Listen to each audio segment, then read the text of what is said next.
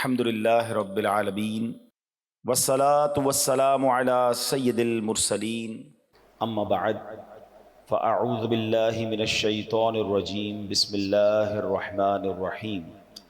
پڑھیے الصلاة والسلام علیک یا رسول اللہ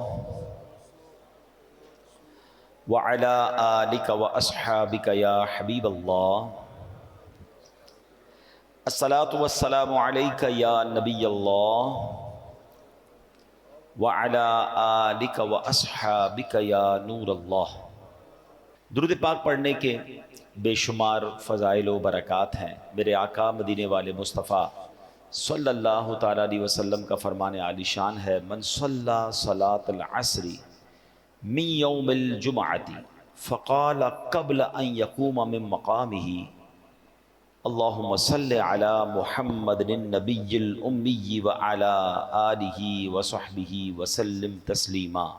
پیارے آقا فرماتے ہیں جس نے جمعہ کے دن نماز عصر ادا کی اور اپنی جگہ سے اٹھنے سے پہلے 80 مرتبہ یہ درود پاک پڑھا: اللہم صلی علی محمد النبی الامی وعلی آلہ وصحبہ وسلم تسلیما.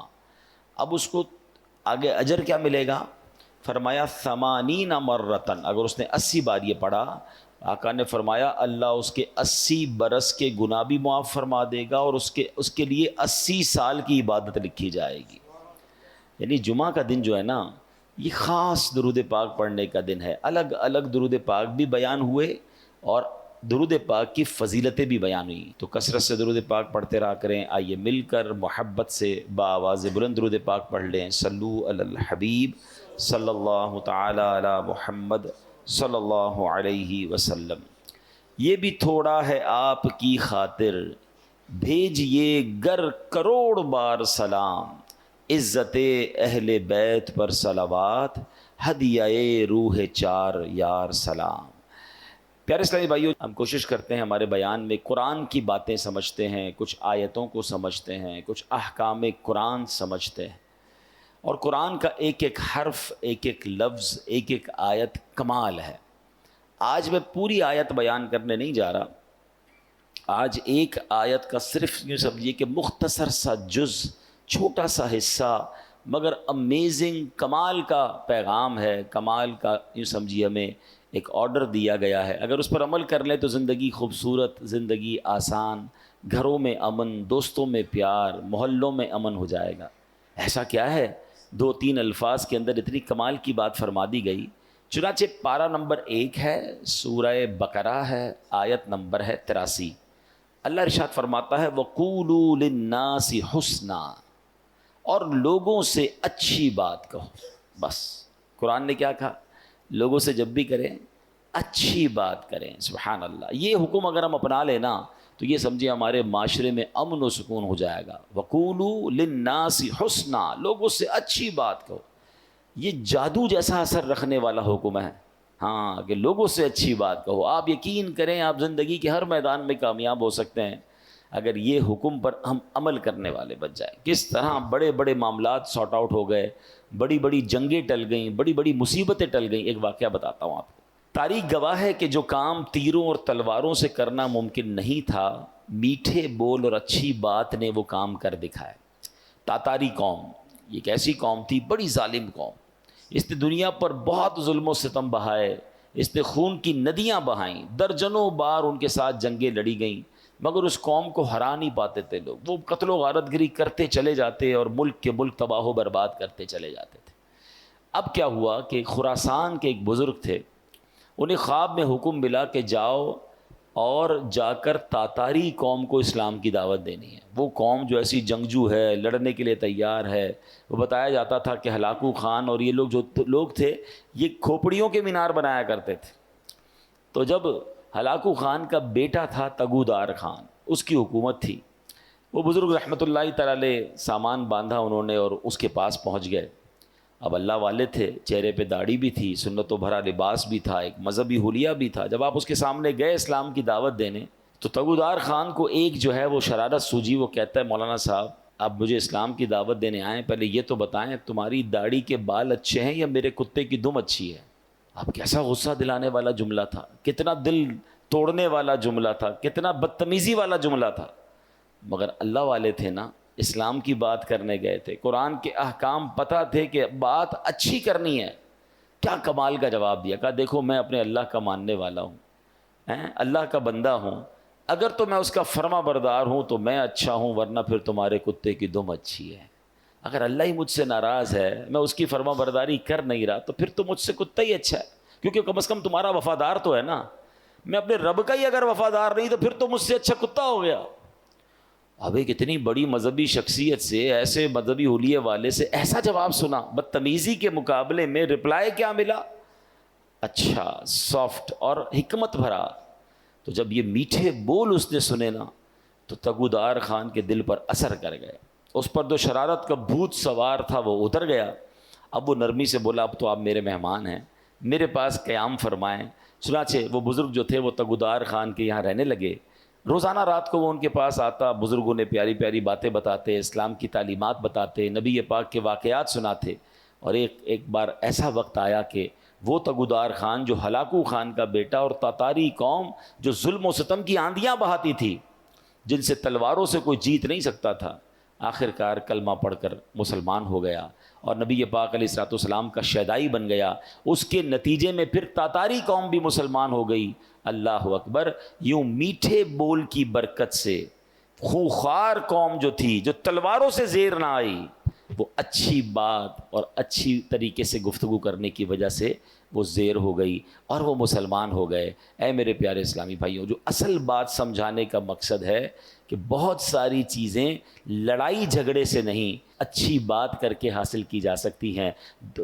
تیکھے بول، چبھتے ہوئے جملے، لڑنے والی باتیں دشمنیاں تو پیدا کر سکتی ہیں، دوست نہیں بنا سکتی ہیں۔ ہمارا پرابلم یہ ہے کہ ہم قرآن کے اس حکم پر عمل کرنے میں کامیاب نہیں ہو رہے۔ بڑا پیارا شعر ہے نا، ہے فلاح و کام رانی نرمی و آسانی میں، ہر بنا کام بگڑ جاتا ہے نادانی میں۔ آپ نے دیکھا ہوگا ایک جملہ بندہ کہہ دیتا ہے رشتہ ختم ہو جاتا ہے، ایک جملہ ایسا کہہ دیتا ہے دوستی ختم ہو جاتی ہے، ایک جملہ ایسا کہہ دیتا ہے پارٹنرشپ ختم ہو جاتی ہے۔ اچھا، بعد میں بندہ برسوں سوچتا رہتا ہے کاش یار وہ جملہ نہ کہتا، مجھے کیا ہو گیا تھا، میں نے کیوں ایسی بات کر دی تھی۔ میں نے پہلے بھی بیان میں ایک بات بتائی ہے، ہماری جسم میں جتنے بھی باڈی پارٹس ہیں نا، اس کا کوئی گارڈ نہیں ہے، کوئی روک نہیں ہے، مگر زبان وہ واحد پارٹ آف دا باڈی ہے جس کے 32 گارڈ ہیں۔ 32 دانتوں کے پیچھے زبان کو رکھا گیا ہے کہ بندہ پہلے سوچ لے پھر بات کرے، مگر جب یہ زبان چلتی ہے تو 32 پہرے داروں کا خیال بھی نہیں رکھتی اور کسی کا دل توڑ دیتی ہے، کسی کا گھر توڑ دیتی ہے۔ قرآن نے کیا حکم دیا؟ ہم آج بات قرآن کی کر رہے ہیں۔ اللہ فرماتا ہے وَقُولُوا لِلنَّاسِ حُسْنًا، اور لوگوں سے اچھی بات کہو۔ کاش ہمیں اچھا بولنا نصیب ہو جائے، میٹھا بولنا نصیب ہو۔ کڑوا بولنا بہت سارے لوگوں کو آتا ہے، ایسے ایسے جملے ڈھونڈ کر لاتے ہیں اور سامنے والے کو کہتے ہیں کہ اس کا دل چھلنی ہو جاتا ہے، اس کو اس قدر غصہ آ جاتا ہے کہ بات پھر لڑائی تک پہنچ جاتی ہے۔ نہیں میرے پیارے اسلامی بھائیوں، اس طرح کی باتیں کرنے کا کیا فائدہ؟ اب اتنی کڑواہٹ ہے لوگوں کی زبان میں، اب موٹر سائیکل پر جا رہے ہیں، سائیکل پر جا رہے ہیں، گاڑی میں جا رہے ہیں یا رستے میں جا رہے ہیں، کسی کی ٹھوکر لگ گئی، وہ انسان ہے نا، غلطی ہو جاتی ہے، اندھا ہے کیا؟ دیکھ کر نہیں، اسٹارٹ ہی تیکھے جملوں سے ہو رہا ہے، آنکھیں نوچ لوں گا تمہاری، جانتا نہیں میں کون ہوں۔ یعنی everybody is ready to fight, معافی درگزر ہیں، عفو کہاں گیا؟ ہم کیوں کسی کو یہ احساس نہیں دلاتے کہ ہو جاتی ہے انسان سے غلطی؟ کیا آپ سے غلطیاں نہیں ہوتی؟ مجھ سے مسٹیک نہیں ہو سکتی؟ کیا ہر مسٹیک، ہر غلطی کی سزائے موت ہی دینی ہے؟ وہ لوگ جو اس طرح سختیاں کرتے ہیں، اس طرح ان کے جملے کڑوے ہیں، وہ تنہا رہ جاتے ہیں۔ مجھے ایک بات بتائیں، آپ کی لائف میں بھی ایسے بہت سارے لوگ ہوں گے جن سے بات کرنے کو آپ کو جی نہیں چاہتا ہوگا، ہیں؟ کیوں نہیں چاہتا؟ کیونکہ ان کی بات میں کڑواہٹ ہے، ان کی بات ہمیشہ سختی سے شروع ہوتی ہے، ان کی بات میں چبن ہے۔ ایسے لوگ تو مسجد میں آنے والوں کو ناراض کر دیتے ہیں۔ ہم مسجد میں بچے آتے ہیں، ٹھیک ہے، بچے تو بچے ہی ہوتے ہیں نا، ان کو کیا پتا شرارت کرنی ہے نہیں کرنی۔ ان کے والد کا کام ہے، بڑے بھائی کا کام ہے کہ مسجد میں ایسے بچوں کو لائیں جو شرارت نہ کریں، شور نہ کریں۔ لیکن اگر کوئی بچہ کر بھی بیٹھا تو کیا اس کا انداز یہ ہوگا کہ اس بچے کو تھپڑ مار دیا جائے، اس بچے کو اتنا ڈانٹا جائے، اتنا ڈرا دیا جائے کہ آئندہ وہ مسجد میں آنے سے ڈر جائے؟ آپ نے آنے والی نسل کو مسجد میں آنے سے ڈرا دیا کہ نہیں بھائی مسجد میں تو بڑے خطرناک انکل ہوتے ہیں. نہیں، پیار سے، محبت سے. ہمیں تو اپنی نسلوں کو آگے مسجدوں میں نمازی بنانا ہے. آج دیکھیں آہستہ آہستہ نوجوان دور ہوتا جا رہا ہے مسجد سے، اور ہم اگر آنے والے نوجوانوں کو، آنے والے بچوں کو دیکھیں جو کبھی کبھی آتا ہے اس کو مسجد کے آداب نہیں پتا ہوتے.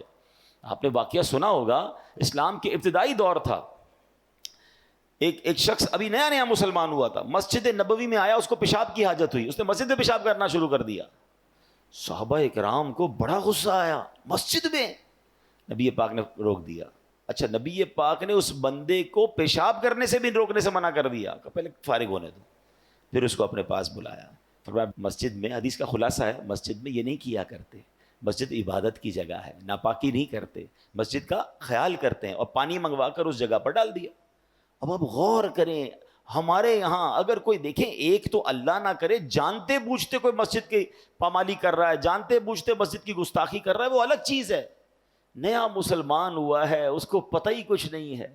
اللہ اکبر. بلکہ علماء کہتے ہیں جو نبی پاک نے اس کو پیشاب کے دوران نہیں روکا، اس کی بھی حکمت یہ بیان ہوئی کہ اگر کسی بندے کو حاجت ہے اس کو آپ بیچ میں روکیں گے اس کو تکلیف ہو جائے گی.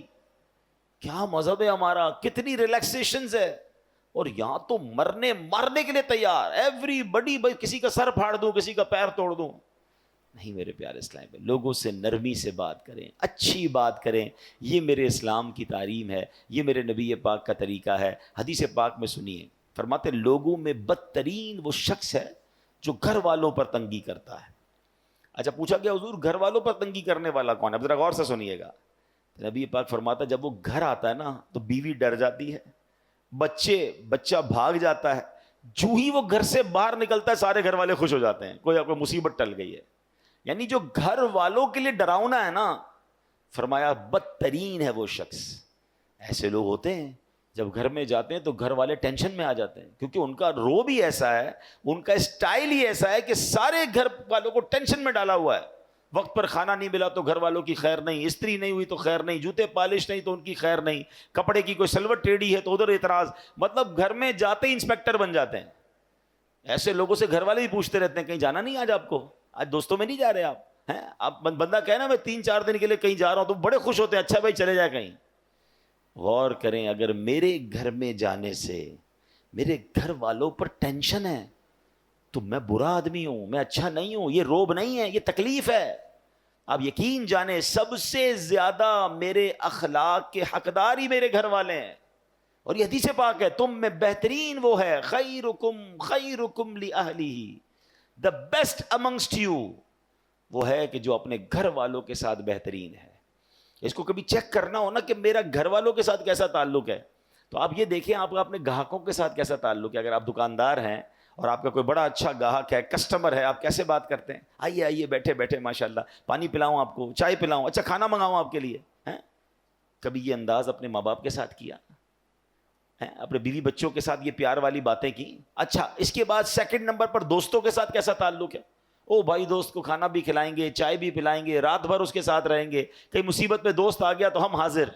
ان دونوں کیٹیگریز، یعنی چاہے وہ کسٹمرز ہوں چاہے وہ آپ کے فرینڈز ہوں، ان دونوں سے زیادہ حقدار کون ہے؟ وہ گھر والے ہیں. لیکن گھر والے باپ رے باپ ٹینشن میں ہیں، تکلیف میں ہیں، یہ بندہ اچھا نہیں.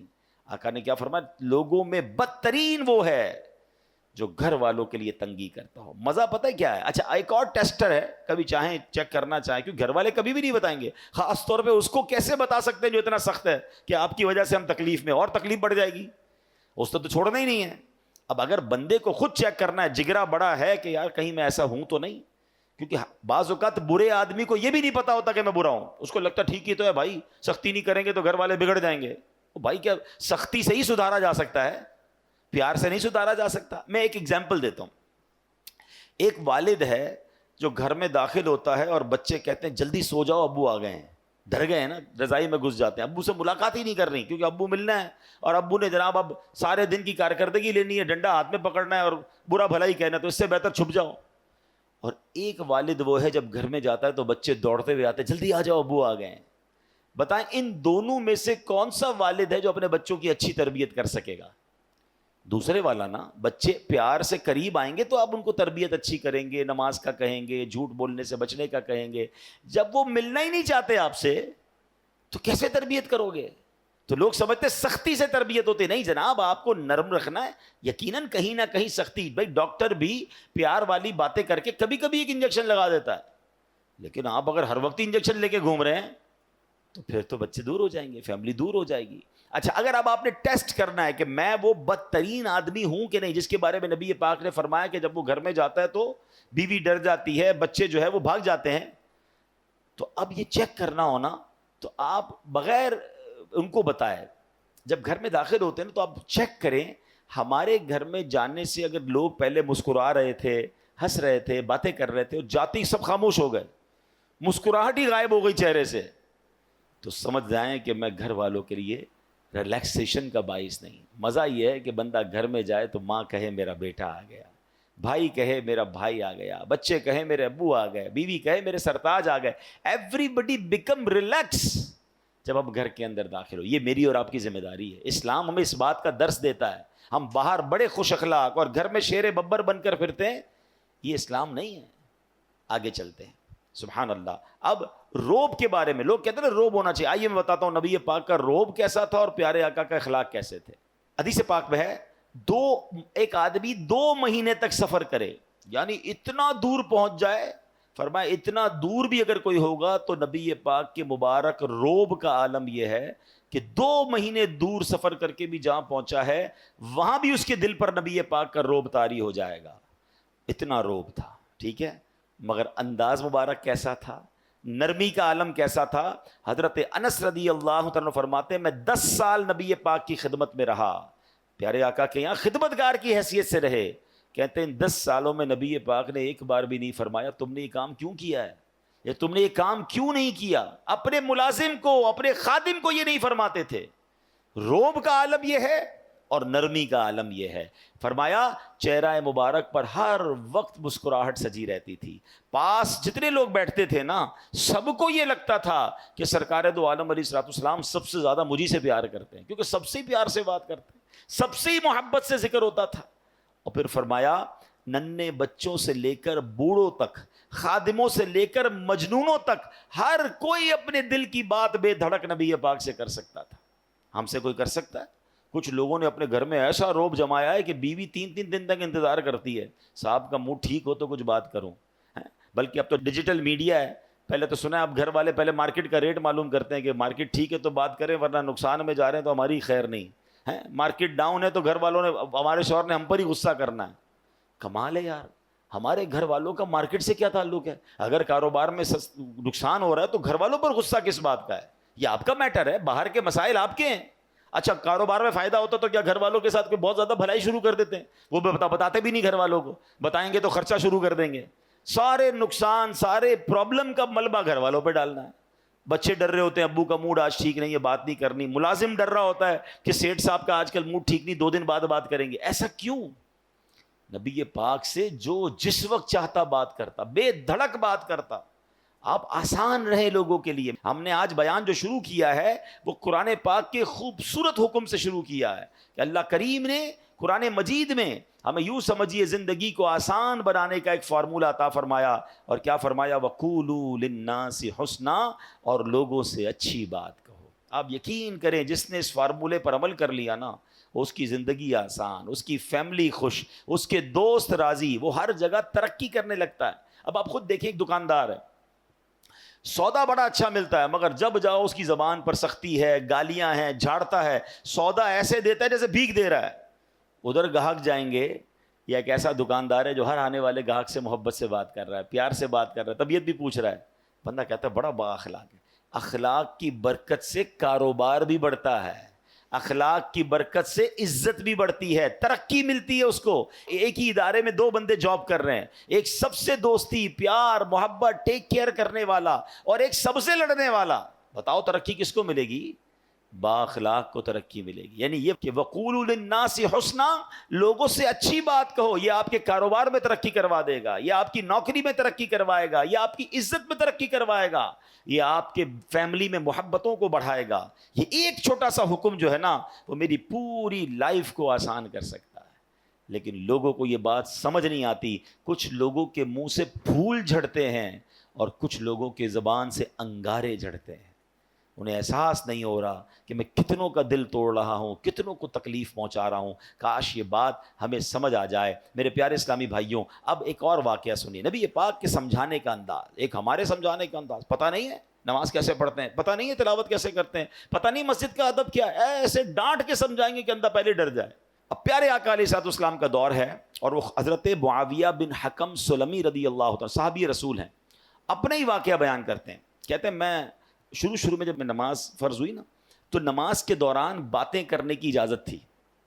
یہ حکم بعد میں آیا کہ اب نماز میں بات چیت نہیں کر سکتے. وہ کہتے مجھے پتہ ہی نہیں تھا. تو کہتے میں آیا اور نماز شروع ہو گئی. نبی پاک علیہ الصلوۃ والسلام نماز پڑھا رہے تھے, میں پیچھے نماز میں حاضر ہو گیا.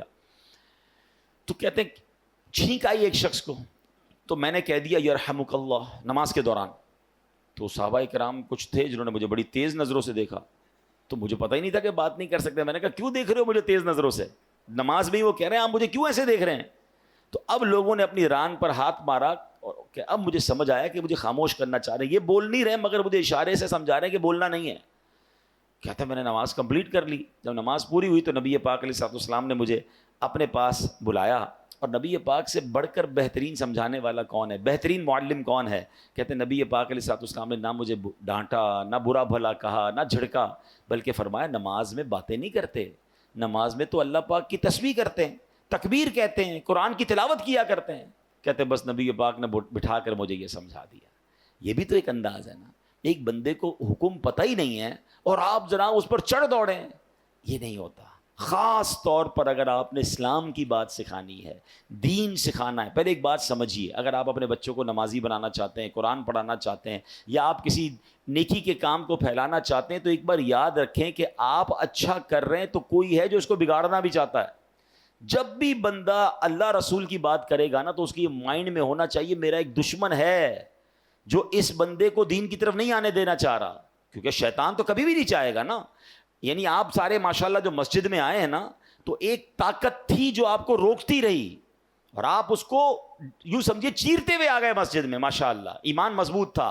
لیکن ایسا کئی لوگوں کے ساتھ ہوتا ہے جو گھر سے نکلتے ہیں مسجد کے لیے, شیطان پہنچنے نہیں دیتا, یار اگلی بار جائیں گے, آج گرمی بڑی ہے, چلو یار آج رہنے دو. گھر سے نکلا تھا حالانکہ نماز کے لیے, مگر شیطان نے بدل دیا. تو آلویز جو دین کا داعی ہے اسے یہ سوچنا ہوگا, جو کسی کی اصلاح کرنا چاہتا ہے اس کو یہ سوچنا ہوگا کہ میں اصلاح کرنا چاہتا ہوں, شیطان دور کرنا چاہتا ہے. ہم دونوں کی لڑائی چل رہی ہے. ذرا سی میں نے سختی کی تو یہ بندہ شیطان کی مان کے دور چلا جائے گا. نرمی, پیار, محبت اتنا دو کہ وہ شیطان کی نہ مانے, آپ کی بات مانے اور اللہ رسول کی طرف آ جائے. لیکن اگر سمجھانے والا ہی سخت ہو گیا, سمجھانے والا ہی ڈانٹنے والا ہو گیا, تو پھر تو بہت آسانی سے شیطان دور لے کے چلا جائے گا. تو یہ بہت ضروری ہے ان تمام لوگوں کے لیے جو ٹیچرز ہیں, جو والد ہیں, جو تنظیم کے بڑے ہیں, جو کسی کمیونٹی کے بڑے ہیں, کسی خاندان کے بڑے ہیں. اگر آپ کو اللہ نے مقام دیا ہے اور آپ لوگوں کو کچھ گائیڈ کرنا چاہتے ہیں, you have to be soft, نرم, شفقت. آپ کی زبان سے پھول جھڑنے چاہیے, کیونکہ آپ کا مقابلہ شیطان سے ہے. وہ چاہتا یہی آپ بد اخلاقی کریں, میں لوگوں کو لے جاؤں. اور ایسا ہوتا ہے. کئی بدقسمتی سے دین کی بات کرنے والے بھی اتنے سخت ہوتے ہیں کہ لوگ پھر دین سے دور ہو جاتے ہیں. ایسا مت کیجیے, خدا کے واسطے ایسا مت. شیطان کھینچ رہا ہے اور یہ بندہ آپ کی بات سننے آ گیا ہے. اب تو پیار سے بات کیجیے, اب تو مسکرا کر بات کیجیے, اب تو نرمی کی بات کیجیے. تو انشاءاللہ اگر اس بات پر عمل کریں گے تو اللہ نے چاہا زندگی میں بڑی ترقیاں اور بڑی کامیابیاں ملیں گی. اعلیٰ حضرت امام اہل سنت فرماتے ہیں اعمال میں ہدایت نرمی سے چاہیے کہ سختی سے ضد نہ بڑھے. اللہ کرے یہ بات ہمیں سمجھ آ جائے. اچھا بالکل اسی طرح کسی کو سمجھانا ہے, اس میں بھی بڑی غلطی ہوتی ہے. سب کے سامنے لوگ سمجھاتے ہیں. یہ میرا بیٹا جو ہے نا, اچھا رشتہ دار آئے ہیں گھر پہ, مہمان آئے ہیں, اور ان کے سامنے کہہ رہے ہیں یہ بیٹا میری بات مانتا نہیں ہے, بہت تنگ کرتا ہے, ذرا آپ بھی اسے سمجھا دیں. کیا اب وہ سمجھے گا آپ کی بات؟ سب کے سامنے آپ نے ذلیل کر دیا. بلکہ ہمارے ساتھ بھی ہوتا ہے کہ کسی بزرگ, کسی عالم دین کے پاس اپنے بیٹے کو لے کر لائن میں لگ کر آتے ہیں اور کہتے ہیں میرا بیٹا بڑا شرارتی ہے, مجھے بہت تنگ کرتا ہے, آپ ذرا اس کو سمجھا دیں. آپ سوچیں آپ نے اس بیٹے کو اس دیندار آدمی کے سامنے ذلیل کر دیا, وہ کیسے اپنے باپ سے محبت کرے گا؟ ہونا کیا چاہیے تھا, والد آ کر کہتا میرا بڑا پیارا بیٹا, حضرت اس کے لیے دعا کر دیں. یہ بھی تو ہو سکتا ہے، دعائی کروانی تھی نا، اس کی برائی کرنا ضروری ہے سب کے سامنے. اور ہو سکتا ہے آپ کا یہ جملہ بیٹے کے دل میں آپ کے لیے نرمی ڈال دے کہ یار میں ابو کو اتنا تنگ کرتا ہوں، ابو پھر بھی جا کے ایک عالم دین کے پاس، ایک بزرگ کے پاس جا کر کیا کہہ رہے ہیں کہ میرے بیٹے کے لیے دعا کر دیں، میرا پیارا بیٹا ہے. کتنا یہ تو طریقہ ہوتا ہے دل میں محبت ڈالنے کا. ہم خود ہی اپنے بچوں، اپنے چھوٹوں سے اپنے دل میں محبت دور کر رہے ہوتے ہیں. اچھا پھر اسی طرح ایک اور کہانی کیا ہو کر آج کل لوگ ہو گئے ہیں، سوشل میڈیا پہ سمجھانا ہے. اب مجھے ایک بات بتائیں، آپ نے کسی ایک بندے کو سمجھانا ہے، اس کو ویڈیو پہ سمجھائیں گے آپ؟ اب ویڈیو پہ آپ سمجھا رہے ہیں تو ہو سکتا ہے اس کو ضد ہو جائے. اچھا آپ نے اس کو سمجھایا یا اس کی کوئی برائی بتائی اور اس نے وہ برائی ختم کر بھی لی، تو یہ ہزاروں لاکھوں لوگوں کو آپ نے اس کی برائی بتائی، اس کا عذاب کس پر ہے؟ اس کا گناہ کس پر؟ یہ کون سا طریقہ ہے کہ آپ کو کسی فرد سے پرابلم ہے اور آپ اس کو سوشل میڈیا پہ سمجھا رہے ہیں، ویڈیو کے ذریعے سمجھا رہے ہیں؟ یہ تو عجیب ہو گیا، یہ دشمنی بڑھانے والی بات ہے، یہ شیطان کو خوش کرنے والی بات ہے. اللہ کرے کہ یہ لوگوں کو بات سمجھ آ جائے کہ ایک جملہ یاد کر لیں، جس نے کسی کو سب کے سامنے سمجھایا اس نے اس کو ذلیل کیا، اور جس نے کسی کو اکیلے میں سمجھایا اس نے اس کو زینت بخشی. ہاں اگر پیار ہے نا کسی سے، سمجھانا ہے تو اکیلے میں. حضرت آپ نے پرچی لکھ دیں، میسج کر دیں کہ یہ آپ کے بیان میں پرابلم تھا، یہ آپ کے انداز میں پرابلم تھا، یا کوئی بھی آپ کی فیملی کا ایشو ہے، آپ کے دوستوں میں ایشو ہے، ذرا اکیلے میں آپ سے بات کرنی ہے پیار سے. اچھا اس میں بھی ایک انداز اختیار کیا جا سکتا ہے کہ آپ نے اس دن جو یہ بات کہی تھی شاید ہو سکتا ہے میرے سننے میں غلطی ہوئی ہو، اگر ایسا کہا تھا تو ایسا نہیں کہنا چاہیے، ہیں پیارے بھائی ناراض مت ہوئی ہوگا. یہ بھی تو ایک انداز ہے نا، آپ اصل سمجھانا چاہتے ہیں، اور اگر آپ لڑنا چاہتے ہیں، ذلیل کرنا چاہتے ہیں تو پھر اپنے دل سے پوچھیے. اس سے سلو نہیں ہوتی ہے. قرآن کا حکم یاد رکھیے گا کہ لوگوں سے اچھی بات کہو. اب آخری بات بڑی کمال کی بات ہے، اگر آپ یہ سمجھ جائیں نا تو میں سمجھتا ہوں اس پورے بیان کا جو عطر ہے وہ اس گفتگو میں ہے. کہ علامہ قرطبی رحمۃ اللہ تعالی علیہ فرماتے ہیں سمجھانے والا دنیا میں کوئی بھی ہو، آج کے دور میں کوئی حضرت موسیٰ اور حضرت ہارون سے افضل نہیں ہو سکتا. اللہ کے نبی ہے نا، اور جسے سمجھایا جائے وہ کتنا ہی بڑا گناہگار کیوں نہ ہو، وہ فرعون سے بڑا گناہگار نہیں ہو سکتا. بات سمجھ آ رہی ہے؟ یعنی آج اگر کسی کے ساتھ آپ کو پرابلم ہے، کتنا ہی اس نے آپ کو کیوں نہ ستایا ہو، کتنا ہی وہ غلط آدمی کیوں نہ ہو، گناہوں میں وہ فرعون سے بڑھ نہیں سکتا. اور ہم میں سے سمجھانے والا کوئی بھی حضرت موسیٰ اور حضرت ہارون سے بڑھ نہیں سکتا. دو ایکسٹریم ہو گئی نا، سمجھانے والا بھی ٹاپ پہ ہے اور گناہگار بھی سب سے بڑا ہے. مگر جب حضرت موسیٰ اور حضرت ہارون فرعون کے پاس جا رہے تھے تو اللہ کریم نے کیا انہیں ارشاد فرمایا تھا؟ فَقُولَا لَهُ قَوْلًا لَيِّنًا، تو تم اس سے نرم بات کہنا. قرآن حضرت موسیٰ حضرت ہارون کو کہہ رہا ہے کس سے نرم بات کرنا؟ فرعون سے. یار کسی فرعون سے بڑے گناہگار سے مل لیا آپ نے جو اس سے سختی کر رہے ہو، سمجھیے. یا حضرت موسیٰ سے زیادہ اچھا سمجھانا آتا ہے آپ کو.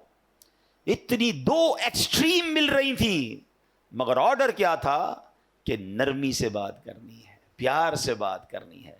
اللہ اکبر. اب یہ بات آپ سمجھ لیں، اگر آپ سمجھانا چاہتے ہیں یہ سختی سے نہیں ہو سکتا. آپ لڑنا چاہتے ہیں پھر وہ آپ کی مرضی ہے، وہ پھر آپ اللہ کو جواب دیں کہ آپ لڑائی جھگڑے والے ہیں. اگر آپ کے مائنڈ سیٹ میں یہ کہ یار اس بندے کی غلطی دور کرنی ہے یا اس کو ٹھیک کرنا ہے، اس کی تربیت کرنی ہے، آئندہ یہ نہ کرے، تو یہ کام نرمی سے ہوگا. سختی سے بگڑنے کا چانس ہے، دشمنیاں ہو جاتی ہیں.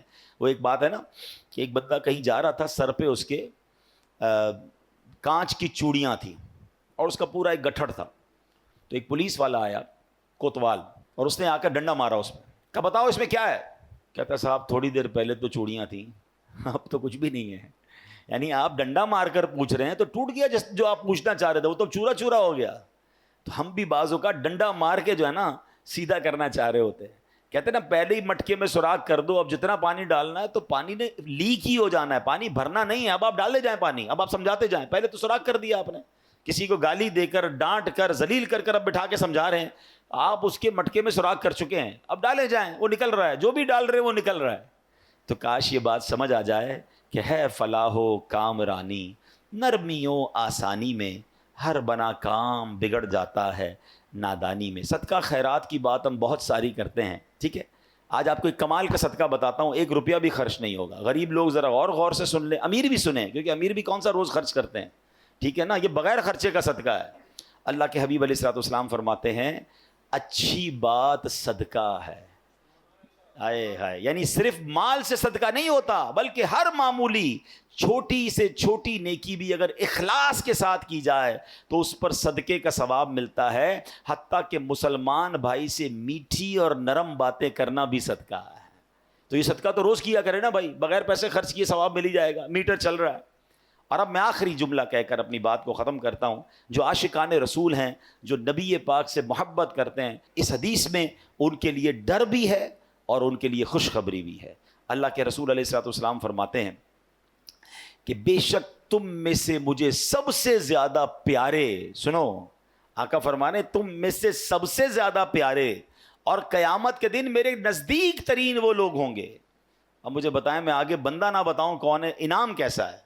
قیامت میں آقا کے سب سے قریب، اور نبی پاک فرمائے میرے لیے سب سے زیادہ پیارے۔ سچی بات یہ میں اگلی جملہ نہ بھی کہوں نا تو ہم سب نے یہ سودا کر لینا چاہیے کہ وہ جو بھی کام ہے میں نے کرنا ہے، میری ساری زندگی ایک طرف، اگر میں نبی پاک کا پیارا ہو گیا اور قیامت کے دن پیارے آقا کے سب سے قریب ہو گیا تو پھر یہ کام کیوں نہ کروں؟ اور وہ کام کیا ہے؟ آقا فرماتے ہیں تم میں سے سب سے زیادہ اچھے اخلاق والے ہیں۔ جو زیادہ اخلاق والا ہے وہ آقا کو زیادہ پیارا ہے۔ اب غور کر لیں میرے اخلاق کیسے ہیں۔ اب اگلا جملہ جو ڈرانے والا ہے، تم میں سے مجھے سب سے زیادہ ناپسند اور قیامت کے دن مجھ سے زیادہ دور وہ لوگ ہوں گے جو برے اخلاق والے ہیں، جو زیادہ باتیں کرنے والے، منہ پھٹ، بانچیں کھول کر اور منہ بھر کر باتیں کرنے والے ہیں، گالیاں دینے والے سوچیں، طنز کرنے والے سوچیں، لوگوں کی عزتیں اچھالنے والے سوچیں۔ اگر نبی پاک ناراض ہو گئے، میری بد اخلاقی کی وجہ سے قیامت کے دن مجھے دور کر دیا گیا میرے آقا سے، تو میں نے کدھر جانا ہے؟ اللہ کرے کہ ہمیں نبی پاک کے اخلاق کا صدقہ نصیب ہو جائے، ہماری زبان سے گالی گلوچ ختم ہو جائے، طنز ختم ہو جائے، لوگوں کی بے عزتیاں ختم ہو جائیں، ہم جوڑنے والے بنیں، ہم توڑنے والے نہ بنیں۔ اللہ کریم آج قرآن کے اس حکم کو جو ہم نے سنا عمل کرنے کی توفیق عطا فرمائے۔ آمین بجاہ النبی الامین صلی اللہ تعالی علیہ وسلم۔